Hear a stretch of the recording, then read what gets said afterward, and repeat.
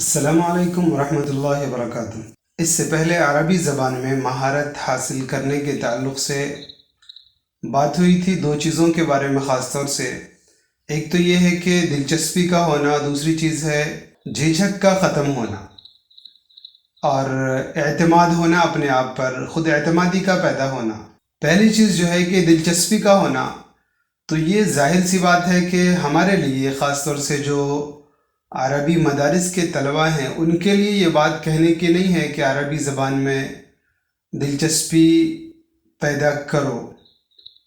بلکہ ہر مسلمان جانتا ہے کہ عربی زبان نبی پاک صلی اللہ علیہ وسلم کی زبان ہے، عربی زبان قرآن کی زبان ہے، عربی زبان جنت کی زبان ہے، عربی زبان سب سے اچھی زبان ہے۔ تو یہ ہم میں کا ہر شخص جانتا ہے، ہر مسلمان جانتا ہے، خاص طور سے مدارس کے بچے یہ تو جانتے ہی ہیں۔ تو اس سے محبت کا پیدا ہونا، اس میں دلچسپی کا ہونا، اس کے لیے کچھ خاص کرنے کی ضرورت نہیں ہے، بس تھوڑی سی ضرورت ہے کہ اساتذہ طلباء کے اندر یہ شوق پیدا کریں، یہ جذبہ پیدا کریں کہ عربی زبان جو ہے، عربی تمرین جو ہے، اسے بھی سیکھا جائے، اس پر بھی محنت کی جائے، ایک فن سمجھتے ہوئے، ایک مہارت پیدا کرنے والی چیز سمجھتے ہوئے۔ عامتاً یہ ہوتا ہے کہ دوسری چیزوں کو تو ہم فن سمجھتے ہیں، دوسری چیزوں میں مہارت کو مہارت سمجھا جاتا ہے، لیکن عربی زبان کے حوالے سے ہمارے یہاں ایک طرح کی سرد مہری پائی جاتی ہے کہ زبان کو بس ہم یوں ہی پڑھ لیتے ہیں کہ نصاب کا حصہ ہے تو ہم نے پڑھ لیا، باقی نحو ہے، صرف ہے، یہ ابتدائی دور کی باتیں بتا رہا ہوں میں، کہ اچھی خاصی کتابیں ہوتی ہیں، اچھی خاصی مغز ماری کی جاتی ہے ان کے لیے، اور عربی زبان کے لیے کوئی مغز ماری نہیں، حالانکہ ضرورت بھی پڑتی نہیں ہے۔ اتنی پیاری زبان ہے، اتنی اچھی اور محبوب زبان ہے کہ اس کے لیے بہت زیادہ مغز ماری کی ضرورت نہیں ہے۔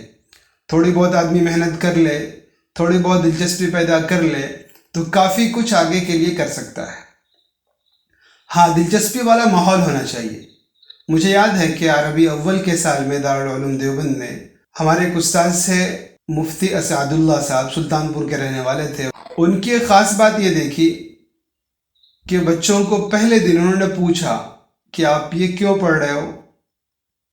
تو بس ایک خاص بات ہوتی ہے نا، ذہن میں عام طور سے مدرسے میں طلبہ آتے ہیں کہ اللہ راضی ہو جائے، تو انہوں نے کہا بھئی اللہ کے راضی ہونے کے اور بھی بہت سارے کام ہیں، اور وہ کیا جا سکتا تھا، اس کو خاص کیوں؟ پھر اس طریقے سے مختلف طلباء نے مختلف جوابات دیے۔ بعد میں حضرت مفتی صاحب نے فرمایا کہ دیکھو، ہم جو یہ زبان سیکھ رہے ہیں نا، ہم بطور خاص اس لیے اس زبان کو سیکھ رہے ہیں کہ نبی پاک صلی اللہ علیہ وسلم والی زبان اور یہ اللہ والی زبان ہے۔ ہمارے زبان سیکھنے کا مقصد یہ ہے کہ ہم اللہ اور اس کے رسول کے احکام کو اللہ اور اس کے رسول کی زبان میں پڑھنے والے اور سمجھنے والے بن جائے۔ یہ انہوں نے ہمیں ایک کہیے کہ دلچسپی ہمارے اندر پیدا کی کہ دلچسپی اس کا نام ہے، ہم کیوں عربی پڑھیں۔ اور پھر اس کے بعد دلچسپی کے حوالے سے اس زمانے میں جو ہماری عمر تھی، جو بالکل ابتدائی مرحلہ ہوتا ہے، اس زمانے میں طلبہ کو کیسے اس بات پر آمادہ کیا جائے کہ ان کے اندر عربی زبان سے دلچسپی ہو،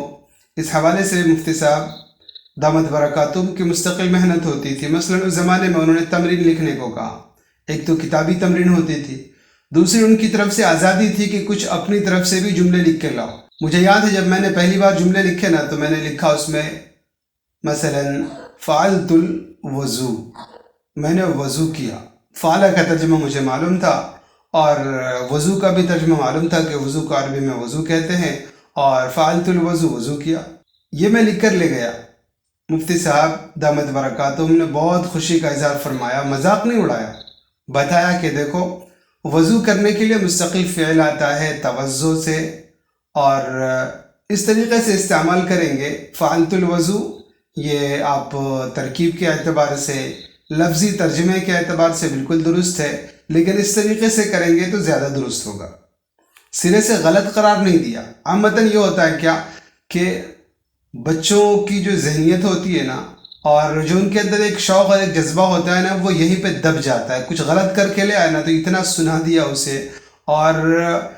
اتنا لمبا چوڑا سا ان کے سامنے ہم نے بیان کر دیا، نحو صرف اور یہ اور وہ،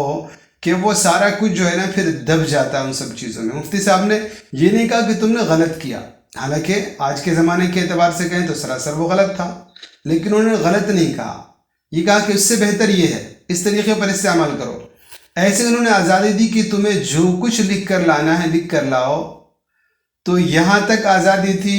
کہ میں نے ایک بار لکھا تمرین میں، ایسے ہی میرا ایک ساتھی تھا وہیں قریب کے مظفر نگر کے کسی گاؤں کے تھے وہ صاحب، ان کے قریب میں ہی بیٹھتا تھا میں، تھوڑی بہت دھینگا مشتی بھی ہوتی تھی، ہنسی مذاق بھی ہوتی تھی، ان سے جھگڑے ہوتے میرے، وہ بھی میں لکھ ڈالتا کہ آج وہ فلاں صاحب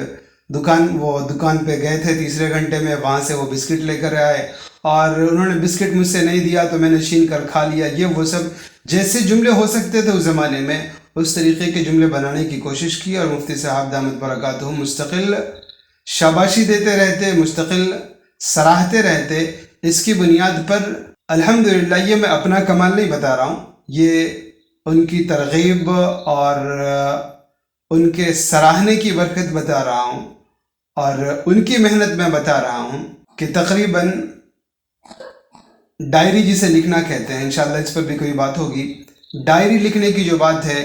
وہ میں عربی زبان میں کچھ نہ کچھ عربی اول میں لکھنے لگا تھا۔ یہ ان کی ترغیب تھی، یہ ان کی محنت تھی، اور آج بھی میرے پاس وہ ڈائری موجود ہے، کچھ الفاظ کچھ اوراق اس کے اندر موجود ہیں۔ خاص طور سے جو کچھ خاص واقعات ہوتے انہیں کوشش کرتا تھوڑی سی محنت سے کہ انہیں میں عربی میں منتقل کروں، جیسے حضرت فدائے ملت مولانا اسعد مدنی صاحب نور اللہ مرقدہ کی محترمہ کا انتقال ہوا، تو اس موقع پر بھی میں نے وہ تھوڑے سے جملے لکھے تھے عربی زبان میں، وہ آج تک میرے پاس محفوظ ہے باضابطہ تاریخ کے ساتھ۔ تو یہ حضرت کی برکت تھی، حضرت مفتی اسعد اللہ صاحب دامت برکاتہم کی یہ برکت تھی، یہ ان کی ترغیب تھی کہ میرے اندر جو لکھنے کا شوق اور جو جذبہ پیدا ہوا نا وہ وہیں سے پیدا ہوا۔ انہوں نے کبھی روکا نہیں مجھے، ہاں صحیح راستہ دکھایا، یہ نہیں کہہ دیا کہ یہ بالکل غلط ہے، نہیں، اس سے بہتر یہ ہے کہ یہ لکھو، اس سے بہتر یہ ہے کہ یہ لکھو۔ ہوتا ہے بہت ساری چیزیں اب سیکھنے کے ضمن میں ہوتے ہیں نا، تو بہت ساری غلطیوں کو بھی صحیح سمجھ کر آگے بڑھایا جاتا ہے تاکہ آگے چلتا رہے، اور اسے یہ احساس ہو کہ مجھے عربی آنے لگی ہے، میں لکھنے لگا ہوں۔ اس طور پر حضرت مفتی صاحب دامت برکاتہم کی ترغیب ہوتی رہی اور میں لکھتا رہا، اور ہمارے بہت سارے ساتھی لکھتے رہے۔ یہ کوئی اپنی خاص بات نہیں کر رہا ہوں میں، میرے جیسے بہت سارے ساتھی تھے جو ماشاءاللہ ان کی ترغیب پر الٹے سیدھے اپنی مرضی کے مطابق جملے بناتے ہوئے آگے بڑھتے رہے، اور ان کی برکت سے ہمارے اندر ایک خود اعتمادی پیدا ہوئی، اور ہم آگے کے سالوں میں اسی خود اعتمادی کی بنیاد پر اچھا کر سکنے کی کوشش کرتے رہے، محنت کرتے رہے۔ یہ حضرت مفتی صاحب دامت برکاتہم کا بہت بڑا احسان ہے، اور صحیح معنوں میں یہ تعلیم کا طریقہ کار ہی یہی ہے کہ بچوں کو سیدھا سا روک نہ دیا جائے، انہیں ڈانٹ نہ دیا جائے، بلکہ صحیح رہنمائی کی جائے، اور پھر صحیح رہنمائی جو طبیعت قبول کر لے گی تو پھر جو غلط چیزیں ہوں گی وہ خود ہی ہٹ جائیں گی، تو ترغیب بھی دینا ہے کہ یہ زبان ہمیں کیوں سیکھنا ہے۔ اس حوالے سے تو کوئی خاص بات کرنے کی ضرورت نہیں ہے، آپ جانتے ہیں ہمیں کیوں سیکھنا ہے، نبی کی زبان ہے۔ اور عربی زبان، ایک بات بتاؤں، اور میں ہمارے مدارس میں عامتاً عربی زبان کو وہ اہمیت نہیں دی جاتی ہے جس کی وہ مستحق ہے۔ یہ بات صرف میں نہیں کہہ رہا ہوں، یہ بات میں نے بارہا سنی ہے حضرت مولانا نور عالم خلیل الامینی صاحب نور اللہ مرقدہ کی زبانی، تکمیل ادب کے سال میں بھی، اور تخصص فی الادب کے سال میں بھی، افتاء کے سال میں بھی، کہ وہ کہتے تھے، مذاق میں کہہ لیں ان کو، یا ایک اندر کا درد ان کے اندر چھپا ہوتا تھا اس کا اظہار کرتے تھے، کہ لوگ کہتے ہیں کہ اصل تو علم ہے، عربی تو ایسے ہی ہے، اصل تو علم ہے، عربی تو ایسے ہی ہے۔ وہ بہت درد کے ساتھ یہ جملے کہا کرتے تھے کہ ہم نے عربی کو ایسے ہی سمجھ لیا، اور باقی فنون کو، باقی علوم کو ہم نے علوم سمجھا، عربی کو سمجھ لیا کہ بس یہ تو ایسے ہی ہے۔ جنہوں نے حضرت سے استفادہ کیا ہے انہوں نے یہ جملے بارہا سنے ہوں گے کہ عربی تو ایسے ہی ہے، اصل تو علوم و فنون ہے۔ تو نہیں میرے بھائی، عربی جو ہے یہ بھی اصل علم ہے۔ قرآن کریم میں باضابطہ قرآن کریم کے نزول کو قرآن عربی صفت کے ساتھ ذکر کیا گیا ہے، اور سیدھی سی بات ہے، ہم جتنی اچھی عربی جان رہے ہوں گے اتنا اچھا ہم ترجمہ کر پائیں گے، جتنی اچھی ہم عربی جان رہے ہوں گے اتنے اچھے ہم دیگر علوم سے، دیگر فنون سے استفادہ کر سکیں گے، خاص طور سے ہم اپنے مدارس کے احاطے میں. اور میں بات بھی کر رہا ہوں مدرسے کے احاطے کے تعلق سے ہی، مدرسے کے احاطے کے حوالے سے ہی، کہ مدرسے کے احاطے میں علوم و فنون سے استفادہ کرنا جتنا آسان ہے عربی زبان کے ذریعے سے، اتنا کسی اور چیز کے ذریعے سے آسان نہیں ہے. تو یہ دو باتیں کل ہوئی تھی کہ ایک تو اپنے اندر خود اعتمادی کا پیدا ہونا، تو یہ بھی اساتذہ کی ذمہ داری ہے کہ وہ طلبہ کو خود اعتماد بنائیں، ان کے اندر ثقہ بالنفس پیدا کریں. ایک ہے اعجاب بالنفس کہ آدمی غرور میں مبتلا ہو جائے، نہیں، اس کی ضرورت نہیں ہے. ہاں، ثقہ بالنفس کے بھروسہ ہو، میں کر سکتا ہوں، انا اقدر،